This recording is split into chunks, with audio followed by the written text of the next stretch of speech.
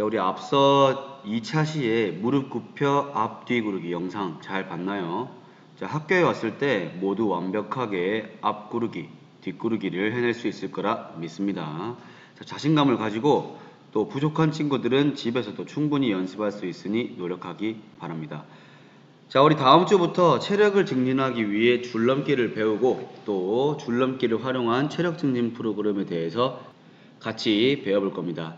자, 따라서 오늘은 체력 증진과 관리, 운동 처방에 대해서 배워보도록 하겠습니다. 자, 교과서 43에서 45, 59, 63에서 67페이지를 참고하면 되겠습니다. 자, 그러면 오늘의 학습 목표를 보겠습니다. 첫 번째, 체력 증진의 과학적 원리, 운동 내용, 관리 방법을 이해하고 자신에게 적합한 체력 증진 프로그램을 계획하고 습관화할 수 있다. 그리고 운동 처방의 개념, 절차, 방법, 원리 등을 설명하고 자신에게 적합한 운동 처방 프로그램을 계획하고 적용할 수 있다가 되겠습니다. 자, 우선 체력 증진 운동 처방이 뭔지부터 파악을 하고 체력 증진을 위한 과학적 원리, 그리고 운동 처방이란 그 다음에 방법, 운동량 결정 방법, 그 다음에 체력 증진의 관리 방법에 대해서 배워보도록 하겠습니다. 자, 우리가 운동을 하는 이유는 아주 다양할 거예요. 자, 건강을 위해서 또는 재미를 위해서, 대인관계 또는 실력 향상 등등, 특히 체력을 키우기 위해서도 운동을 하기도 합니다. 자, 우리 체력 증진 운동이란 신체의 적응 능력을 이용해서 신체의 발육, 성장하는 것, 발달을 도모하는 계획적인 운동 프로그램을 뜻합니다. 자, 그리고 우리가 체력을 효과적으로 향상시키기 위해서는 운동 처방의 개념도 알고 있어야 합니다.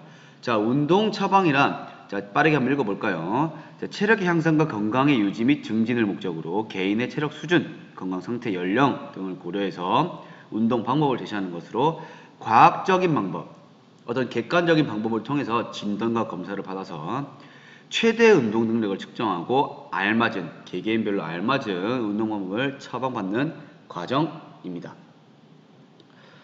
자, 최근 개개인의 체력, 건강이 중요시되면서 여러분들 헬스 트레이너 또는 뭐 1대1 뭐 PT 트레이너, 뭐 운동 처방사 등의 직업을 들어본 적이 있을 거예요. 또는 그것을 장래 희망으로 희망하는 친구들도 있겠죠.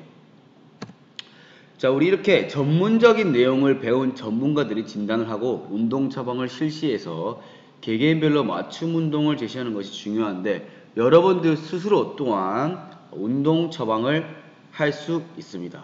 자, 적합한 운동 처방을 하기 위해서는 체력 증진의 과학적 원리와 운동 빈도, 운동 강도, 시간에 대한 개념을 알고 있으면 여러분들 또한 효과적으로 운동 처방을 내리고 운동을 실시할 수 있을 겁니다. 자, 우선 그렇다면 체력 증진을 위해서 적용되는 과학적 원리를 한번 살펴보겠습니다.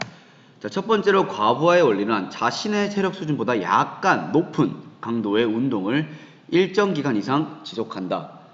자, 말 그대로 쉬운 운동, 이 운동 할만한데 강도의 운동을 지속하면은 체력이 증진되기 어렵다는 것을 의미합니다.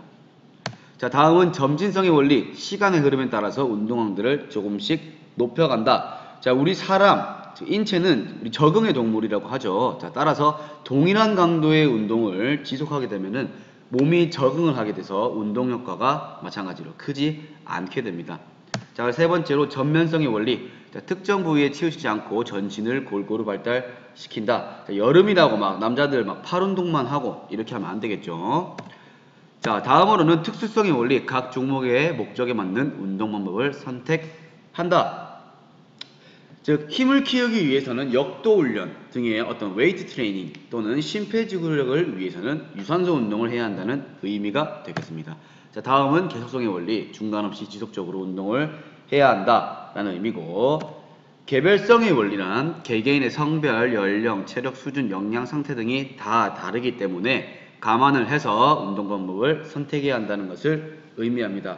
자, 궁극적으로 운동 처방을 하는 이유와 그 의미가 일맥상통한다 라고 보면 되겠습니다. 어떤 축구선수에게 여러분들이 하는 수준의 운동을 또는 여러분들에게 축구선수가 하는 수준의 운동을 하게끔 그렇게 운동 처방을 내린다면 안 되겠죠.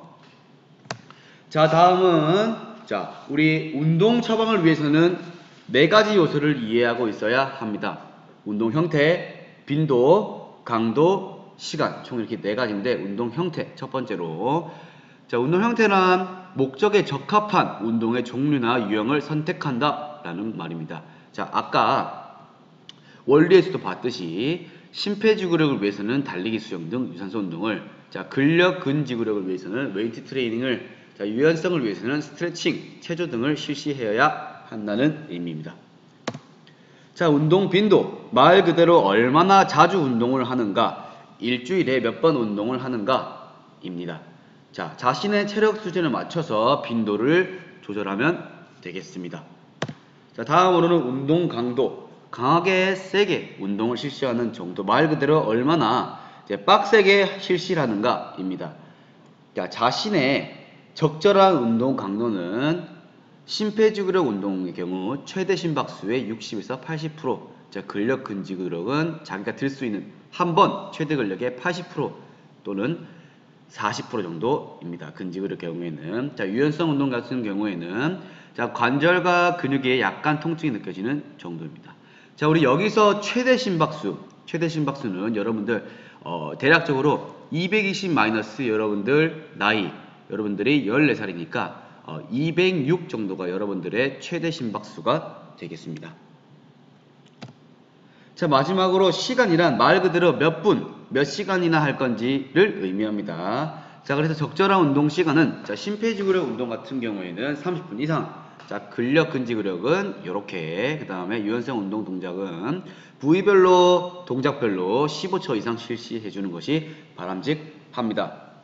자, 그러면 운동 형태를 결정했다. 그리고 빈도, 시간, 강도를 통해서 운동량을 결정, 즉 운동을 얼마큼 했습니까? 를 결정할 수 있습니다. 운동 강도, 얼마나 힘들게, 얼마나 빡세게 운동을 할까? 운동 빈도, 일주일에 몇 번, 얼마나 자주 운동을 할까? 운동 시간, 한 번 할 때 운동을 몇 분, 몇 시간이나 지속을 할까를 통해서 운동량을 결정할 수 있습니다. 자, 체력 증진을 위해서는 스스로 또는 선생님 또는 전문가의 도움을 받아서 자신의 체력을 객관적으로 진단을 하고 체력 증진을 위해 어떤 목표 또는 운동 기간, 운동 종류, 운동량을 결정해서 꾸준히 실시를 하고 습관을 들이는 것이 중요합니다.